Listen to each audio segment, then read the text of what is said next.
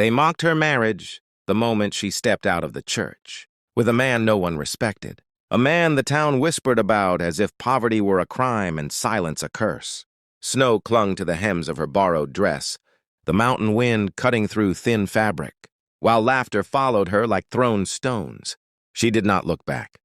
She had already lost everything that mattered.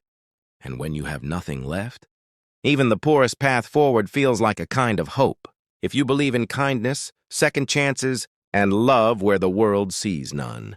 Take a moment right now to like this video, share it, leave a comment, and subscribe to the channel Wild West Tale. Stories like this live because people like you believe they matter. The woman's name was Alara, and until that winter, her life had been shaped by loss she never chose. Orphaned young, raised on charity and sharp looks, she learned early that survival meant endurance, not comfort. The town saw her as fragile and pitiful, but beneath the quiet eyes was a spine, hardened by years of hunger and disappointment. When the mills closed and work vanished, sympathy dried up as fast as the river in summer. The marriage was not a romance in the way songs promised. It was a necessity wrapped in a vow. The mountain man, known simply as Rowan, lived far above the town where roads thinned into trails and clouds brushed the earth. He owned little more than a weathered cabin, strong hands, and a reputation for keeping to himself. People said he was poor because he lacked ambition. Others said he was strange because he avoided crowds. No one bothered to learn the truth. The climb to his home was brutal. Each step upward carried Alara farther from the only world she knew, and with every breath the air grew thinner, colder, cleaner. The mountain was unforgiving yet honest.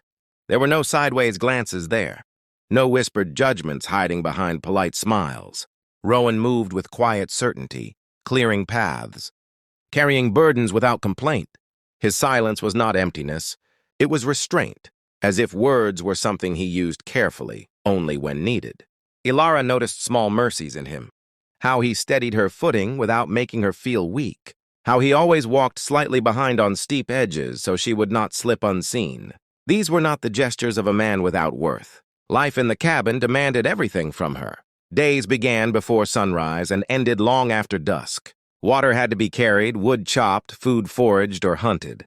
The mountain tested her resolve daily, and more than once she cried quietly into her sleeves, wondering if the town's mockery had been right. Yet something unexpected grew alongside the hardship. For the first time, her labor mattered directly. Every meal was earned, every fire a victory over the cold. Rowan never belittled her struggles.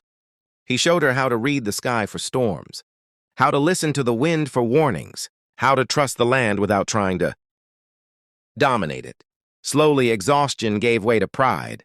Winter tightened its grip, sealing the mountain in ice and silence. Storms came sudden and fierce, isolating them for days. During one such storm, when the world beyond the cabin vanished into white nothingness, Alara fell ill. Fever burned through her, and weakness made even lifting her head feel impossible. Rowan worked tirelessly, melting snow, brewing bitter herbs, staying awake through the night to keep the fire alive. In those moments between consciousness and sleep, Alara sensed a depth in him that the town never saw, a patience born of long solitude, a devotion that did not ask to be praised. She survived, but the ordeal changed something between them. Trust, once tentative, settled firmly into place. When spring finally broke through winter's hold, the mountain revealed secrets it had hidden beneath snow. Valleys bloomed with wildflowers and streams roared with renewed life. It was then that Rowan led Alara higher than she had ever been. The climb was arduous, paths narrow and treacherous, but Rowan moved with a purpose she had not seen before. At the summit, clouds parted to reveal a sight that stole her breath, a hidden plateau bathed in light, untouched by time.